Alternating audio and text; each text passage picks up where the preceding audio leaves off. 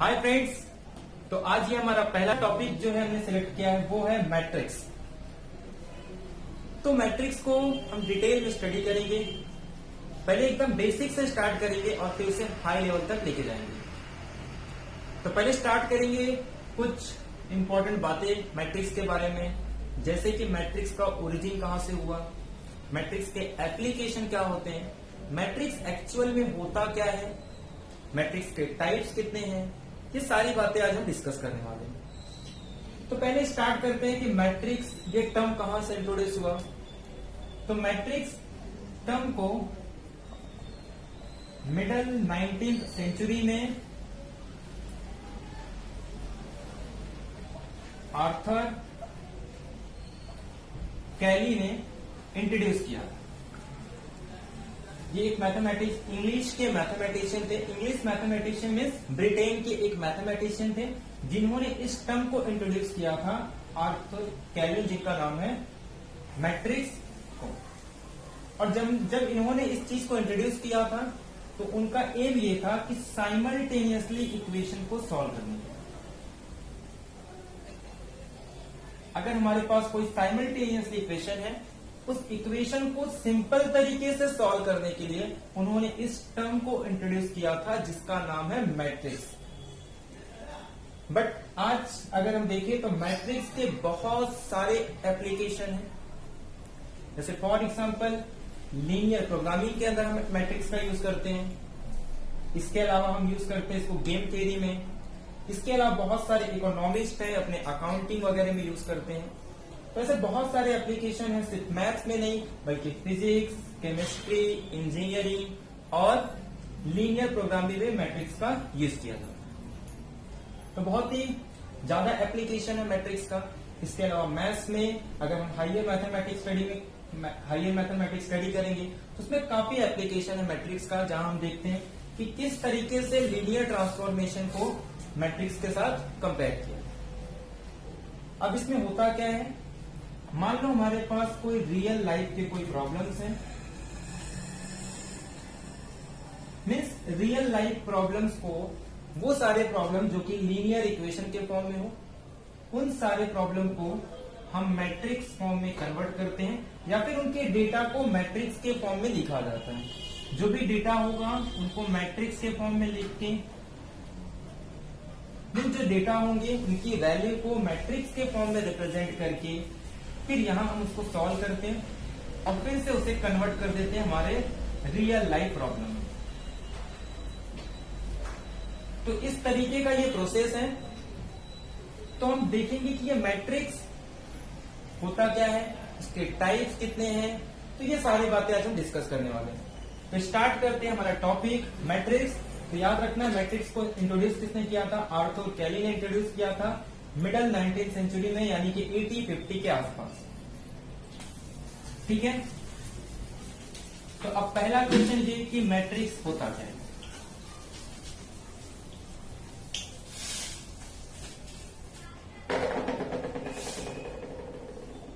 ये इस तरीके का एक रिप्रेजेंटेशन है मैट्रिक्स, जिसको इंट्रोड्यूस किया था हमारे आर्थर मैथमेटिशियन ने। ये एक रेक्टेंगुलर एरे होता है, रेक्टेंगुलर एरे बोलते हैं इसको। तो इस रेक्टेंगुलर एरे के अंदर हम अरेंजमेंट करते हैं डेटा को, arrangement of a number in a rectangular array. इस रेक्टेंगुलर एरे में अरेंज करते हैं नंबर को एक स्पेसिफिक मैनर में, इन अ मैनर या फिर एक पर्टिकुलर वे में, जिसे हम कहते हैं मैट्रिक्स। ये हमारा नोटेशन होता है मैट्रिक्स का। याद रखना ये मैट्रिक्स का नोटेशन है इस तरीके से, कहीं कहीं इसे या फिर इस तरीके से भी रिप्रेजेंट किया जाता है। ये दोनों ही मैट्रिक्स के रिप्रेजेंटेशन है। मीन्स इस मैट्रिक्स के अंदर हम डेटा को रिप्रेजेंट करते हैं या फिर नंबर को इस रेक्टेंगुलर एरे के अंदर एक पर्टिकुलर वे में या एक स्पेसिफिक वे में हम इसके अंदर रखते हैं और उसे कहा जाता है मैट्रिक्स। अब देखते हैं कि मैट्रिक्स के अंदर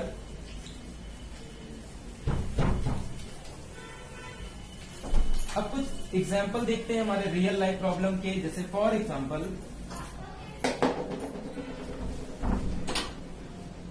मैंने कहा एक पर्सन है जिसका नाम है सपोज मोनू, ठीक है, और मोनू के पास सपोज 6 पेंसिल है, तो मैंने उसे मैट्रिक्स के अंदर रिप्रेजेंट कर दिया।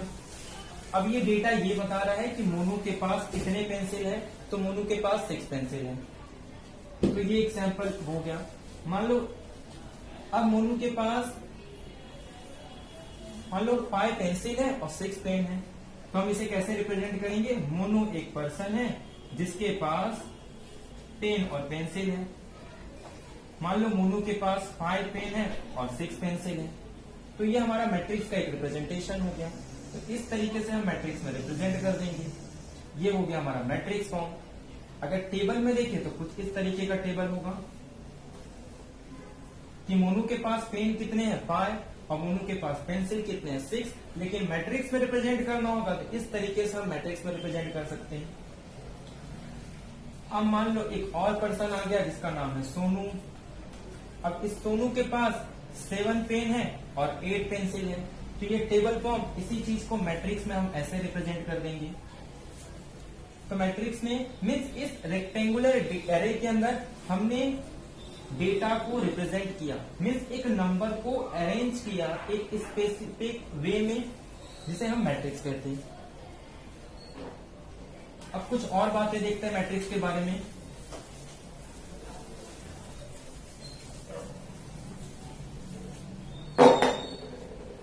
जैसे हमने इस मैट्रिक्स के अंदर कुछ डेटा लिख लिया, जैसे 2, 3, 4, 6, 1, 2, तो यहां पे 2 हॉरिजेंटल, ये हॉरिजेंटल लाइन है। इस हॉरिजेंटल डेटा को हम रो कहते हैं, इसे कहते हैं रो 1, ये हमारा रो 2 हो जाएगा। मीन्स जो हॉरिजॉन्टल में हमारे डेटा लिखे सो रो कहते हैं, ये हमारा रो 1 हो जाएगा, ये हमारा रो 2 हो जाएगा। ठीक इसी तरीके से जो वर्टिकल में लिखा है उसे हम कॉलम कहते हैं, ये हमारा कॉलम 1, कॉलम 2 और ये कॉलम 3। तो ये हमारा इस मैट्रिक्स के इसे रिप्रेजेंट करते हैं कि इस तरीके से ये हमारा रो 1 हो जाएगा, ये हमारा रो 2, ये हमारा कॉलम 1, कॉलम 2 और कॉलम 3। सपोज मान लो मैंने यहाँ पे और कुछ एंट्री लिख दी है 8, 9, 2, अब इसमें रो 3 ऐड हो गया। सपोज और एलिमेंट ऐड कर देते हैं, जैसे 6, 2, 1, तो ये हमारे रो 4 हो गए। अब मैट्रिक्स के अंदर ऑर्डर होती है कि इस मैट्रिक्स का ऑर्डर क्या है। तो मैट्रिक्स का ऑर्डर जो होगा, पहले हम लिखते रो, इसके पास कितने रो हैं, तो 1, 2, 3, 4, तो यहां पे लिखेंगे 4 क्रॉस कितने कॉलम है, यहाँ पे 3 कॉलम है, तो ये हमारा 4 क्रॉस 3 ऑर्डर का एक मैट्रिक्स है। जैसे मान लो एक एग्जांपल दिया है 1, 2, 3, 6, 1, 2। अगर इसका ऑर्डर लिखना है तो कैसे लिखेंगे, जैसे ये रो 1 है और ये रो 2 है, ये कॉलम 1, कॉलम 2, कॉलम 3। तो पहले क्या लिखते हैं, कितने नंबर ऑफ रो है, जिसके पास 1 और ये 2, मीन्स इस मैट्रिक्स के पास 2 रो है और कॉलम कितने हैं, 3 कॉलम है। तो ये हो गया हमारे मैट्रिक्स का ऑर्डर। तो पहला टॉपिक जो आज था कि मैट्रिक्स का ऑर्डर कैसे निकाल सकते हैं, तो पहले लिखना है कि उसके पास कितने नंबर ऑफ हॉरिजॉन्टल लाइन है और कितने नंबर ऑफ वर्टिकल लाइन है। तो पहले हॉरिजॉन्टल लाइन लिखना है जिसे हम मैट्रिक्स के फॉर्म में रो कहते हैं। ठीक उसी तरीके से वर्टिकल लाइन को मैट्रिक्स में कॉलम कहा जाता है। तो इसके बाद से हम जो हमारा हॉरिजॉन्टल लाइन होगा उसे हम क्या यूज करेंगे, उसके लिए रो, और वर्टिकल लाइन के प्लेस पे हम यूज करेंगे कॉलम। तो पहला टॉपिक था कि कैसे किसी भी मैट्रिक्स का हम ऑर्डर निकाल सकते हैं। अब मान लो रो मैट्रिक्स के एलिमेंट को या सेट को रिप्रेजेंट कैसे किया जाता है। अगर हम ध्यान से देखें तो मैट्रिक्स कुछ एलिमेंट का या कुछ डेटा का कलेक्शन है एक वेल डिफाइंड तरीके से, मीन्स एक सेट हो गया। तो सेट को हमेशा हम कैपिटल लेटर से डिनोट करते हैं, तो मैट्रिक्स को हम कैपिटल लेटर से डिनोट करेंगे। अब capital letters means A B C से लेके एक्स वाई जेड तक, और जो उसके अंदर एलिमेंट होंगे उसे हम किससे डिनोट करेंगे, स्मॉल लेटर से, means A B C solve up to X Y Z. मान लो एक मैट्रिक्स ले लिए ए, जिसका ऑर्डर है 3x4। अब अगर इसके एलिमेंट को रिप्रेजेंट करना है तो कैसे रिप्रेजेंट करेंगे, मैट्रिक्स की ऑर्डर सपोज और छोटा ले लेते हैं। फॉर एग्जांपल इस मैट्रिक्स की ऑर्डर है, मान लो इस मैट्रिक्स की ऑर्डर है 2x3, ठीक है। मैट्रिक्स का ऑर्डर है 2x3, मीन्स इसके पास कितने रो होंगे, तो 2 रो होंगे। ये हमारा रो 1 हो जाएगा और ये हमारा रो 2। कितने कॉलम होंगे, 3 column, C1 C2 C3। Means matrix के पास कितने रो है, 2 रो। मैट्रिक्स के पास कितने कॉलम है, 3 कॉलम। तो अब एलिमेंट को रिप्रेजेंट कैसे करेंगे, ये 1 2 3, क्योंकि फर्स्ट रो के अंदर कितने कॉलम है, 3 कॉलम है। ऐसे सेकेंड रो के भी अंदर कितने कॉलम होंगे, 3 कॉलम होंगे। तो इसे हम कैसे लिखेंगे, ये हमारे पहले रो का पहला कॉलम है, तो इसे हम लोग लिखेंगे A11। ये पहले रो का सेकेंड कॉलम है, तो ये A12 हो जाएगा। ठीक इसी तरीके से ये A13, यहाँ पे ये थर्ड रो, सेकेंड रो का first column, second row first column, ऐसे ये A22 और ये हमारा A23 हो जाएगा। Means second row third column, second row second column, second row first column, first row first column, first row second column, first row third column. इस तरीके से हमने एलिमेंट को रिप्रेजेंट किया। तो अब इन जनरल देखते हैं कि अगर हमारे पास कोई m क्रॉस n का मैट्रिक्स होगा तो उसे कैसे रिप्रेजेंट करेंगे, और हर बार इस तरीके से एलिमेंट को रिप्रेजेंट नहीं करेंगे। मीन्स इन एलिमेंट को शॉर्ट फॉर्म में कैसे रिप्रेजेंट कर सकते हैं, ठीक है। तो यहां हमने सीखा कि किसी भी मैट्रिक्स को हमेशा कैपिटल लेटर से डिनोट किया जाता है, क्योंकि वो एक सेट फॉर्म करता है, और उसके एलिमेंट को डिनोट करते हैं उससे स्मॉल लेटर से, क्योंकि वो एलिमेंट है। अगर इन जनरल किसी भी मैट्रिक्स को, जैसे for example m cross n order का मैट्रिक्स है, अब m यहाँ पे नंबर ऑफ रो हो जाएंगे, नंबर ऑफ रोज, n जो होगा यहाँ पे नंबर ऑफ कॉलम्स होंगे, ठीक है। तो यहाँ पे जैसे ये 1 2 सॉल्व अप टू कॉलम कहां तक जाएगा, यहाँ पे n तक। ठीक इसी तरीके से हम रो की बात करेंगे तो 1 2 सॉल्व अप टू कहां तक जाएगा, n तक। तो ये हमारा फर्स्ट रो पहला कॉलम, या first row first column, first row second column, solve up to आखिरी में हमारा फर्स्ट रो, और कॉलम कितने हो जाएंगे, n। ठीक इसी तरीके से ये हमारा second row first column, second row second column, solve up to second row nth column. ऐसे लास्ट में ये कहां तक जाएगा, कितने रो है, टोटल m रो है, तो ये फर्स्ट रो फर्स्ट कॉलम, अरे mth row first column, nth row second column, और लास्ट में हमारा होगा mn, यानी mth रो और nth कॉलम। तो इस तरीके से हमने मैट्रिक्स को पूरे तरीके से यहाँ पे रिप्रेजेंट किया, पूरे एक्सपांशन फॉर्म में। बट मैट्रिक्स को हमेशा इस तरीके से रिप्रेजेंट नहीं कर सकते। मैट्रिक्स को हम स्मॉल लेटर्स में, अरे इसको शॉर्ट फॉर्म में कैसे रिप्रेजेंट करें, तो नेक्स्ट हम देखेंगे कि इसी चीज को हम कैसे शॉर्ट फॉर्म में रिप्रेजेंट कर सकते हैं।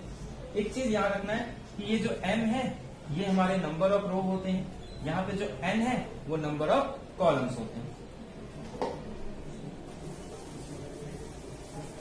अब इसी मैट्रिक्स को अगर हमें रिप्रेजेंट करना हो शॉर्ट फॉर्म में तो कैसे लिख सकते हैं, मान लो ये हमारा सेट हो गया। अब अगर इसके एलिमेंट को रिप्रेजेंट करना है तो इसके एलिमेंट को हम रिप्रेजेंट कर सकते हैं Aij से, क्योंकि स्मॉल लेटर से रिप्रेजेंट कर रहे हैं, क्योंकि एलिमेंट है। जहां पे I होगा इसे हम कहेंगे कि ये हमारा ith रो है, और j को कहेंगे कि ये हमारा jth कॉलम, और जिसकी ऑर्डर कितनी है m क्रॉस n। तो i की वैल्यू कहां से कहां तक वेरी होगी, i की वैल्यू 1 से लेके n तक होगा, जबकि जो j की वैल्यू होगी वो हमारा 1 से लेके रो हमारा 1 से लेके m तक, और j हमारा 1 से लेके n तक। तो इसे नोट कर लीजिए, हमारा मैट्रिक्स का शॉर्ट फॉर्म होगा कि किसी भी मैट्रिक्स को हम शॉर्ट फॉर्म में कैसे रिप्रेजेंट कर सकते हैं। एक मैट्रिक्स को हम लिख सकते हैं कि ये हमारा एक मैट्रिक्स है जिसके सारे एलिमेंट ए आई जे के फॉर्म में है, जहां पे आई रिप्रेजेंट करता है ith रो, जहां पे जे रिप्रेजेंट करता है jth कॉलम। आई की वैल्यू कहां से कहां वैरी होगी, तो 1 से लेके m तक, क्योंकि टोटल नंबर ऑफ रो कितने हैं, क्योंकि ये m नंबर ऑफ रोज और n होता है हमारे पास number of columns. Means number of row कहां से कहां तक वैरी होगा, 1 से लेके m तक। नंबर ऑफ कॉलम कहां से कहां तक वैरी होगा, 1 से लेके n तक। तो ये हमारा शॉर्ट फॉर्म है किसी भी मैट्रिक्स को लिखने का। अब ये रिप्रेजेंट समझना काफी इंपॉर्टेंट है। यहां से मैं कुछ एग्जांपल्स करवाऊंगा, क्योंकि अगर हमारे कहीं एंट्रेंस एग्जाम में जब हमारे क्वेश्चन आते हैं तो हमेशा वो शॉर्ट फॉर्म में लिखा होता है, और हमें क्वेश्चन समझ में नहीं आता कि क्वेश्चन लिखा क्या है। तो हम कुछ एग्जांपल देखते हैं कि अगर हमारे पास एलिमेंट गिवन है, एलिमेंट का फॉर्मूला गिवन है, तो मैट्रिक्स कैसे फॉर्म कर सकते हैं। तो कुछ एग्जांपल देखते हैं इससे रिलेटेड।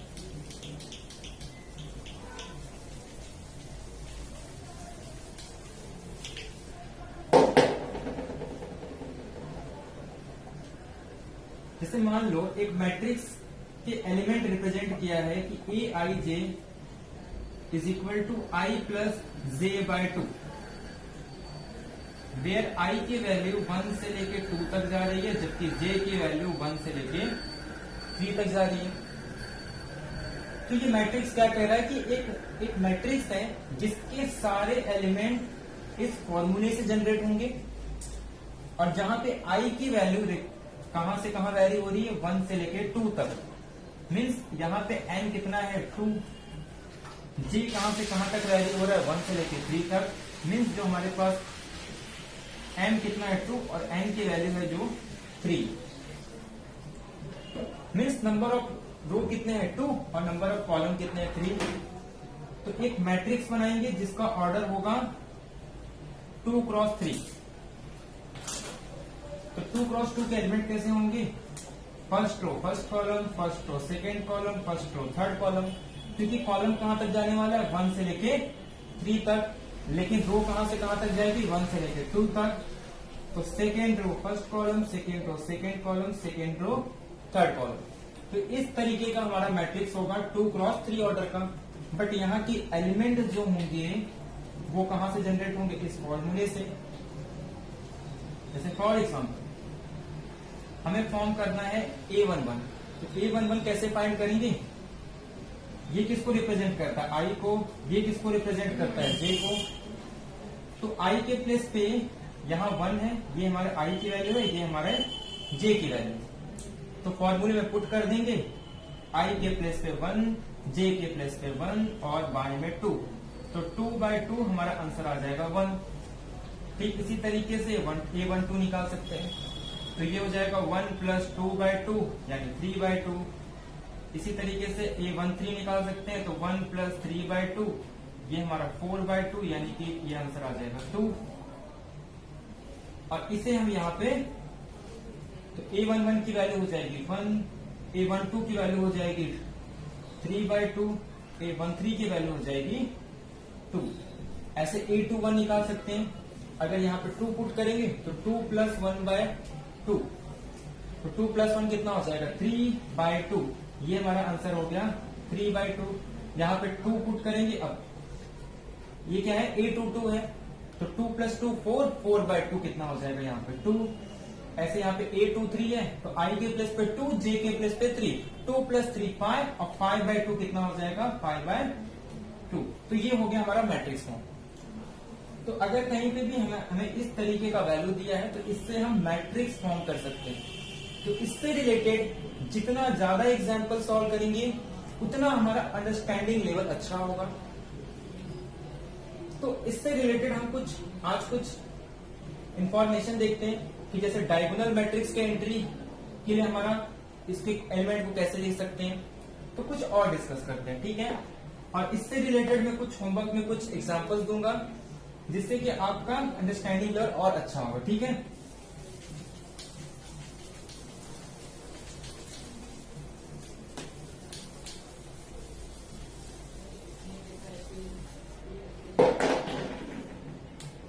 जैसे फॉर एग्जांपल एक मैट्रिक्स दिया, तो ये जो हमारा रो रहता है इसे हम कहते हैं डायगोनल एलिमेंट। इसे हम क्या कहते हैं? Diagonal element. जैसे मान लो एक 3x3 ऑर्डर का एक मैट्रिक्स दिया है, तो यहाँ पे entry A11, A12, A13, A21, A22, A23, A31, A32 और A33। तो ये हमारा डायगोनल हो जाएगा, इसे हम अपना डायगोनल कहते हैं। अब अगर हम ध्यान से देखें तो A11 डायगोनल में आ रहा है, A22 डायगोनल में आ रहा है, A33 डायगोनल में आ रहा है। मीन्स ये Aij जहां पे I की वैल्यू क्या है, J के इक्वल है, इस तरीके से हम बोल सकते हैं। तो किसी भी मैट्रिक्स के अंदर डायगोनल एलिमेंट के बारे में अगर हमें डिफाइन करना हो तो हम लिखेंगे कि Aij is equal to, for example कहीं लिखा है कि Aij is equal to 1 if I की वैल्यू किसके इक्वल होगी, J के इक्वल होगी। तो यहाँ पे इसका मतलब ये कि ये किसके बारे में बता रहा है, डायगोनल एलिमेंट के बारे में बता रहा है। तो ये पहला पॉइंट हो गया कि किसी भी मैट्रिक्स के अंदर अगर यहाँ कहीं भी इस तरीके का रिप्रेजेंटेशन दिया होगा, मीन्स कि किसके बारे में कह रहा है, मैट्रिक्स के डायगोनल के बारे में बता रहा है, ठीक है। तो डायगोनल कब होगा, जब I की वैल्यू J के इक्वल होगी।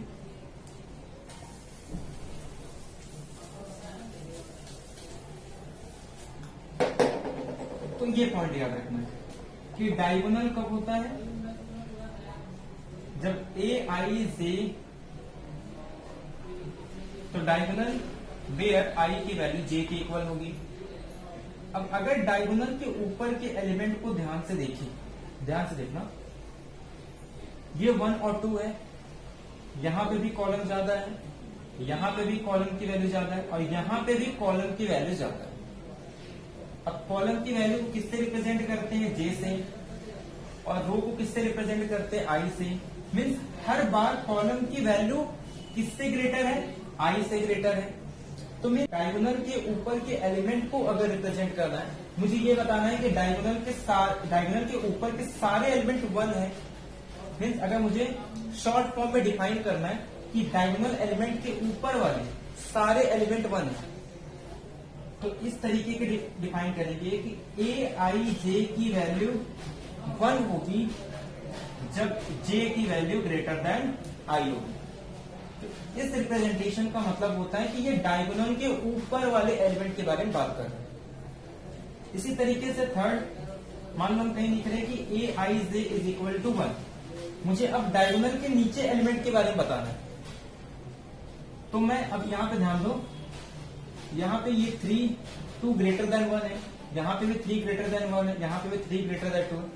तो यहाँ पे अब रो की वैल्यू ग्रेटर देन है, रो को किससे रिप्रेजेंट करते हैं, I से, कॉलम को किससे रिप्रेजेंट करते हैं, J से, मतलब I की वैल्यू यहाँ पे लेस देन J। तो यहाँ पे J की वैल्यू लेस देन I हो जाएगी, मीन्स I ग्रेटर हो जाएगा J से।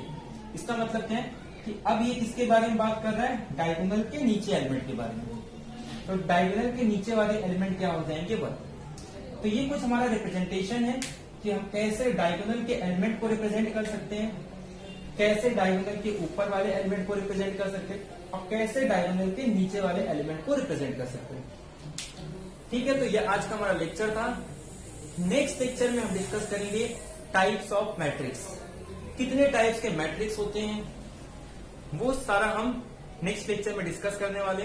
तो आज का लेक्चर यही एंड करते हैं और ये लेक्चर कंटिन्यू चलने वाला है जिसमें हम मैट्रिक्स के पूरा स्टार्टिंग बेसिक से लेकर हाई लेवल तक, चाहे वो JEE मेन के क्वेश्चन हो या फिर किसी भी एग्जाम के क्वेश्चन हम सारे सॉल्व करने वाले हैं। तो ये आज का लेक्चर था, और ये जो स्टार्टिंग के कुछ लेक्चर्स होंगे ये 11th साइंस के, 12th साइंस, 12th कॉमर्स, और जो BSc IT के फर्स्ट ईयर में एडमिशन लेते हैं तो फर्स्ट ईयर में भी सेम मैट्रिक्स है, या बीकॉम में, तो ये सबके लिए यूजफुल होगा। तो आज का लेक्चर यही एंड करते हैं। नेक्स्ट लेक्चर में हम डिस्कस करेंगे टाइप्स ऑफ मैट्रिक्स।